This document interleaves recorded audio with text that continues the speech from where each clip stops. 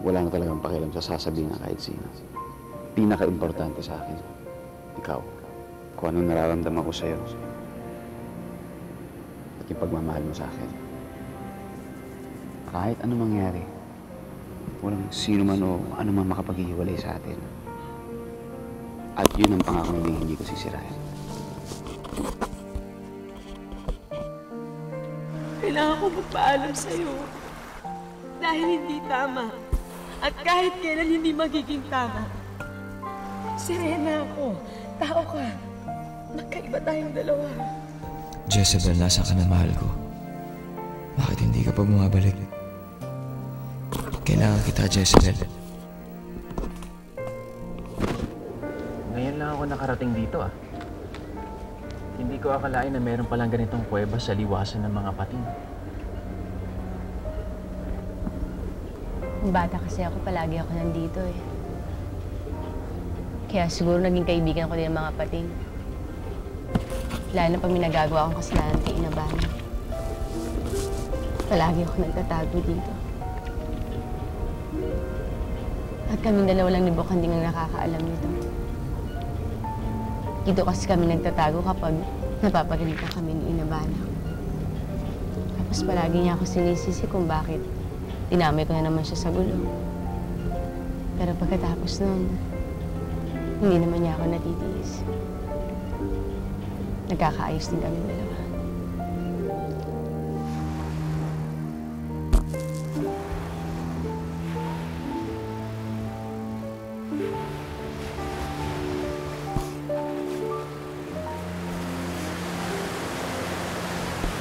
Pare,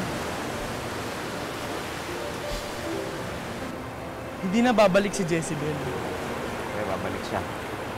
Ang gusto ko pag dala siya naglalakad na siya dito ako, nakabang ako. Gusto ko ako una niya makita. Babalikan. Pare, makinig ka sa akin. Alam mo, hindi na babalik yan si Jezebel. Babalik nga eh! Sabi ko, babalik siya! Dito mismo!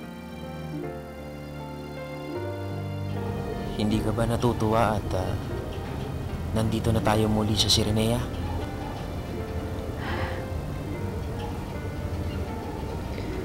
Alam ko na magiging masaya din ako dito.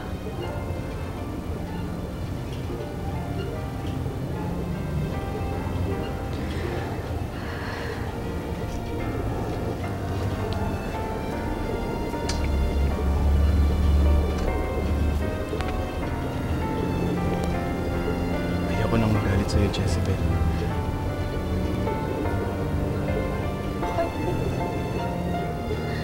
Kung sana na lang kasi tinanggap ko yung pagiging Serena niya. Sana ganun na lang. Pero hindi, duwag ako eh. Duwag. Pare, kahit anong paliwanag mo, hindi ko pa rin maintindihan. Bakit umibig ka sa isda?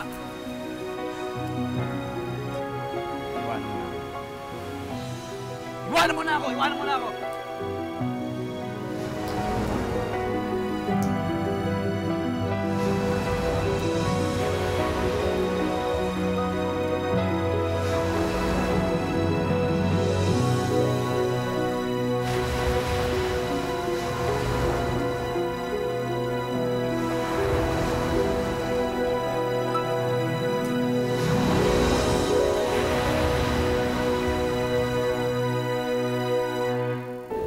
Mamatay si Inabana, pinuhos ko sa'yo lahat ng sama ng loob ko. Pinagbuntunan kita ng galit. Pinaniwala akong sarili ko na ikaw ang may kasalanan at ikaw ang dahilan ng pagkamatay ni Ina. Pinagtangkaan kong paghigantihan ka. Pinlano kong patayin ka. Pero hindi ko nagawa. Dahil alam ko, kaibuturan ng aking puso. Hindi kita dapat sisihin. At mali na kamuhian kita.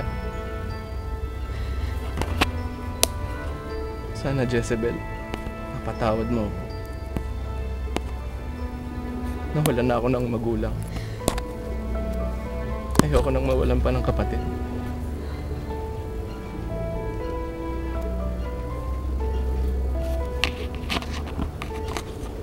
Wala kang dapat hihingi ng tawad sa akin.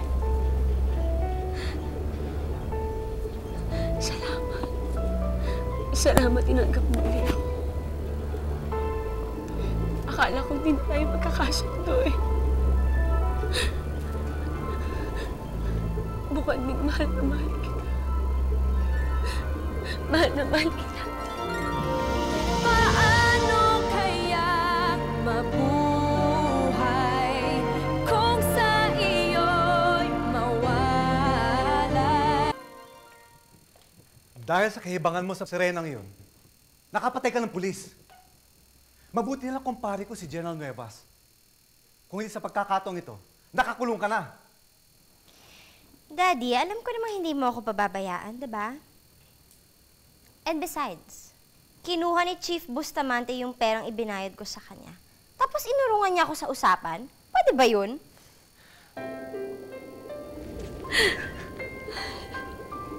Natitiyak ko, Jezebel. Kung nasan man ngayon si Inabana, masaya yun dahil magkasama tayong dalawa. Alam mo, nalungkot pala mag-isa. Akala ko masisiraan ako ng ulo dahil sa Lumbay. Buti na lang bumalik ka. Bakit ka ba bumalik? Ano nangyari sa'yo sa lupa?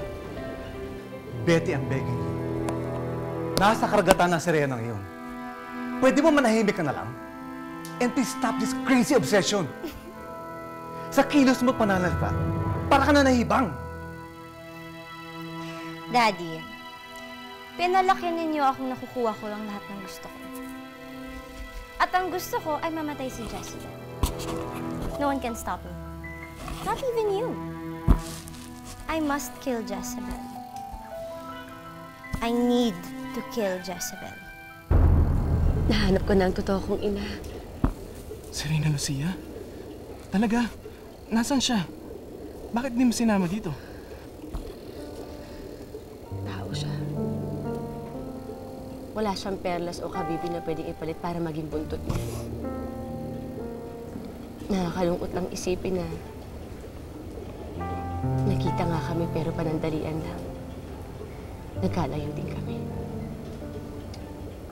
Isipin mo na lang na mapalad ka pa rin.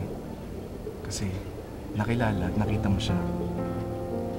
Malay mo, palang araw, magkasama muli kayo. Sana nga po, Kanting. At gusto kong makilala mo siya. Kahit kailan hindi mo pinagdamot sa akin si Ina Bana. Gusto ko din makilala mong totoo kong ina, si Ina Lucia. Yung Tagalupa, ano nangyari sa kanya?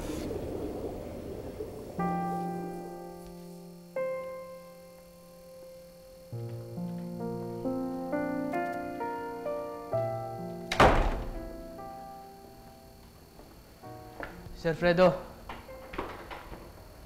ako po si Paolo. Minsan na tayo nagkakilala. Oo, kilala kita. Ikaw yung kaibigan ni Sheila May, di ba? Asan siya? Andito na ba siya? Sheila May? Wala si Sheila May dito. Pero nandito ang kapatid mo. Fredo, I want you to meet your half-brother, Paolo. Kalalabas lang ng kanyang DNA test at isa siyang tunay na Legazpi. Isa na lang siyang alaala na makakalimutan ko rin siya. Kilala kita, Jezebel. Hindi ka madaling makalimot. Kahit na anong sakit na pinagdaanan mo, puso pa rin ang mga ibabaw sa'yo. At ang mga taong una mong minahal, yun ang mamamahalin mo hanggang sa huli.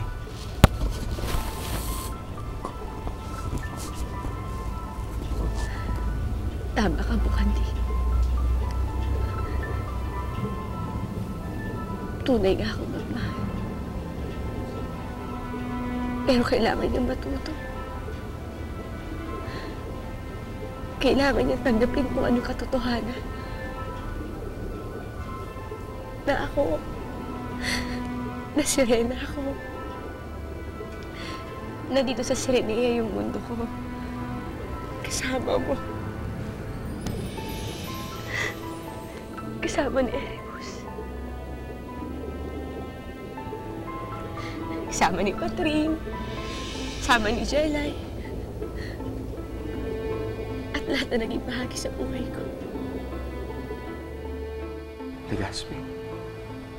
Papa, ano nangyari? Mahabang kwento, Fredo. But apparently, nagkaroon ako ng anak sa ibang babae. Yung mga detalye, hindi mo na kailangan pa malaman. My God, Fredo. What happened to you? Are you all right? Ang tagal mong nawala. Ano bang pinagagagawa mo, ha? May nasikaso lang ako. Don't tell me, Fredo. Involved ka na naman sa kinasasangkutan ng Jezebel na yan. Ano bang mapapala mo sa pakikipag-ugnay mo sa isang Serena? Eh, pinagtatawanan ka na ng mga tao.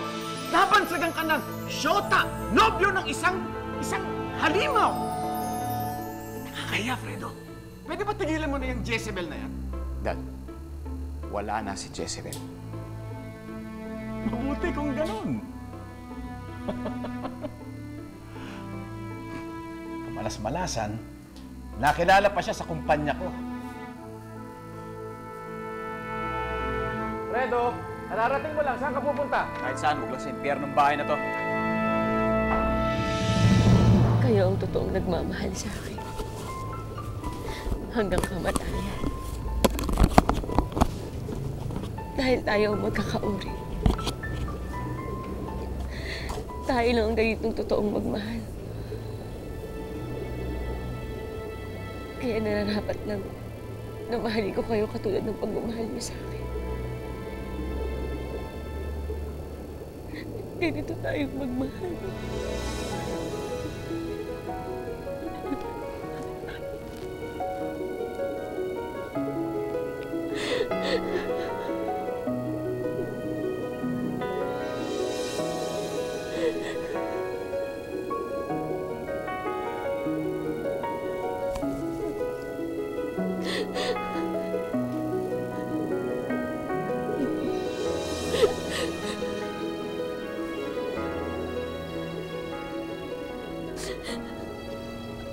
Ganyan mo talaga siya kamahal.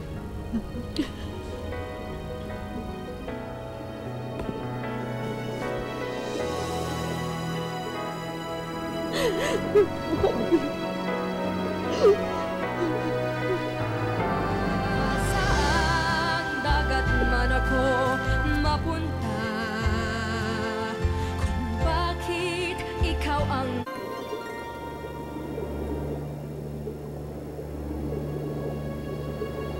Akirang, nasaan ang mahal na Reyna? Nagpapahinga. Lubhang napagod siya sa pag-angkin ng kapangyarihan ni Mother of Pearl.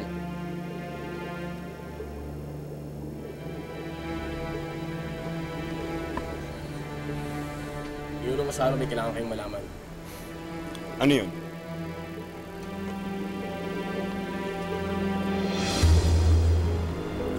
Sigurado ka? Saan mo naman napulot yung balitang yan? Sa paging na si Aquarno, nakita niya mismo kayo ng mga pagdating. Nasaan ang paging na si Aquano? Gusto ko siya mismo magsabi sa akin kung nasan sila. Malungkot ka, Jezebel.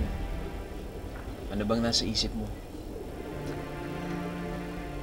Wala, naisip ko lang si Ina Lucia. Talaga bang si Ina Lucia ang nasa isip mo? O si Fredo? Huwag kang magkaila, Jezebel. Alam ko namang yung Tagalupa pa rin ang nasa isip mo. Erebus, pabayaan mo na ako maging malungkot para sa namatay kong pag-ibig. Para sa susunod, mabuksan ko yung puso ko sa susunod kong mamahalin. Posible naman yun, hindi ba? Hindi ko malambay papaalam kay mahal na Reyna Janga ang plano mo. Huwag na. Gusto ko muna makatiyak na tama ang balita na nakarating sa akin. At kapag nagkataon na hindi nagsisinungaling ang paging na si Aquano, tiyak na magandang regalo ang isusurpresa ko sa mahal na Reyna. Dito na muna kayo. Meron lang akong pupuntahan. Ang nilalang na pupuntahan ko ay siyang makakatulong sa atin upang makabalik sa Sirenea. Sino? Si Mother of Pearl. Siya ang nagbigay sa akin ng perlas para magkapaa. Siya rin nagkaloob kay Ama Fura ng kapangyarihan na makapagpatupad ng mga hiling. Sandali lang. Erebus, sasama ako. Baka matulungan ko si Ina para maging Serena uli siya. Sige na. Jezebel, delikado pa kasi ang kalagayan mo sa dagat. Wala dapat makakita sa'yo. Mas makabubuti kung dito ka na muna sa loob ng kuweba. Tama si Erebus, Jezebel. Hayaan mo. Pag nakita na kami ni Mother of Pearl, sasabihin ko sa kanya ang gusto ko. Sigurado naman akong hindi niya tayo bibigoy. Sige, mauna na ako. Mag-ingat kayo, ha? Sige. Magandang alon. Magandang alon, Erebus. Teka, kilala mo ba yung gustong kumuha ng serbisyo natin? Oo naman. Pag nagawa natin yung utos niya, bibigyan tayo ng malaking salapi. Ano ba yan? May papapatay ba yan? Patadakip? Ano? Hindi ko alam eh. Pero sabi niya, antayin na lang natin siya dito. Sino siya? Asan siya? Nandito na ako. Kanina pa ba kayo naghihintay?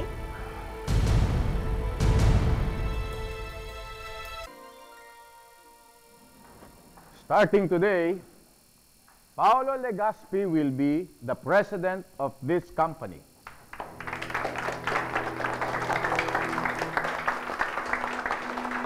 What's going on?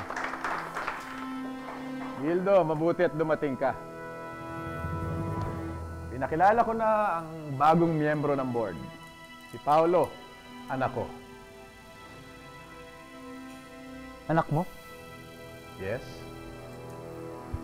Paolo Legaspi is my son. At dito na siya magtatrabaho. Siya na ang papalit kay Fredo bilang presidente. And with my proper guidance, he will be the youngest president to run this company.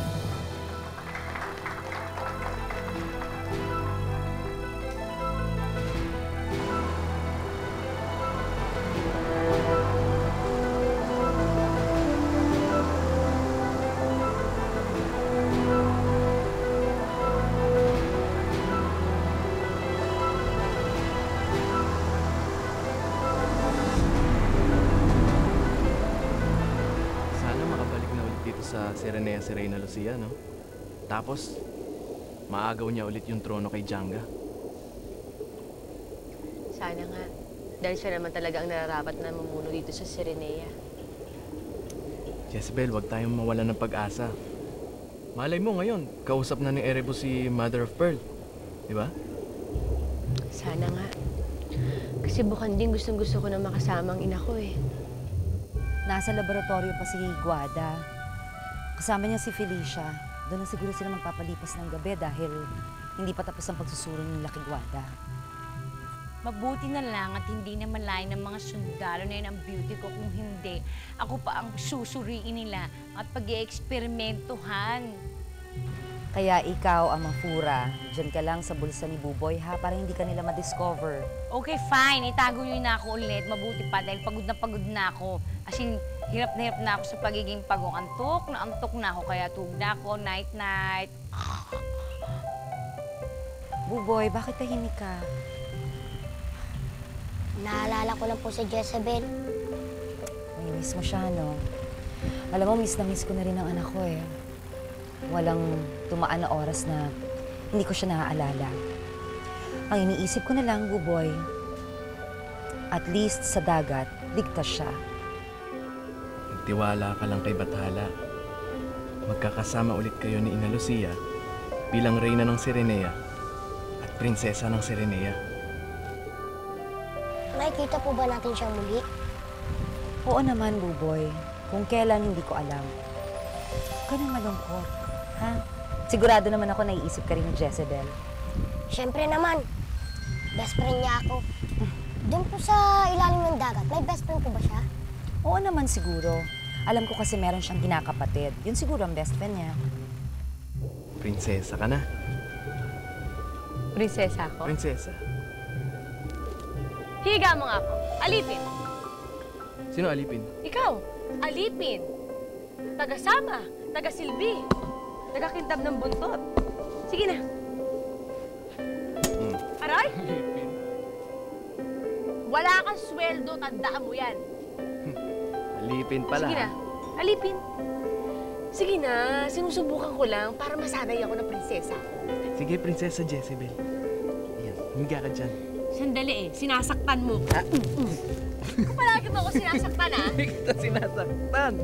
Ano tawag mo dyan? Nasabi ka lang sa akin.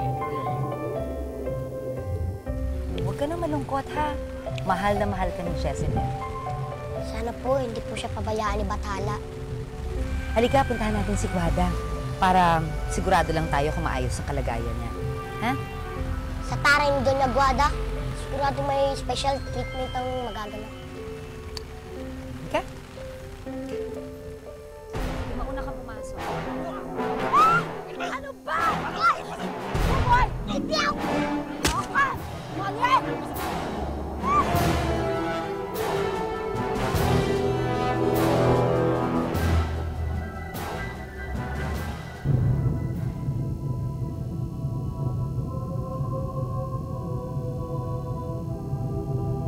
Jezebel, ikaw ang buhay ko.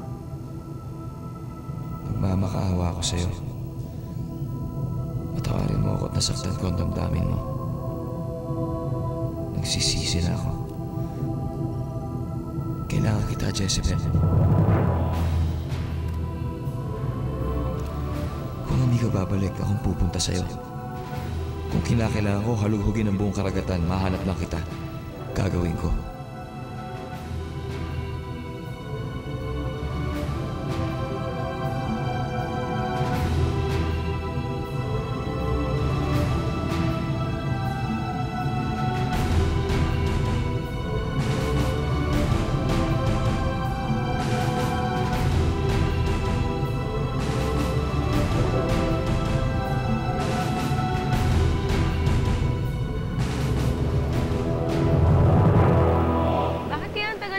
Ano kayo nangyari sa kanya?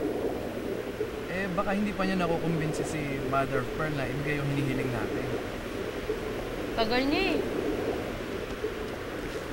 Ayun, parang may parating. Baka siya na yun. Ha? Usaro? Tama pa ng balita na karating sa akin. Balik ng rebelding Serena. Sigurado ang matutuwa ang Reyna Janga. Oras din nila kita doon. Hindi mo maaaring makuha si Jezebel hanggat nandito ako. Eh!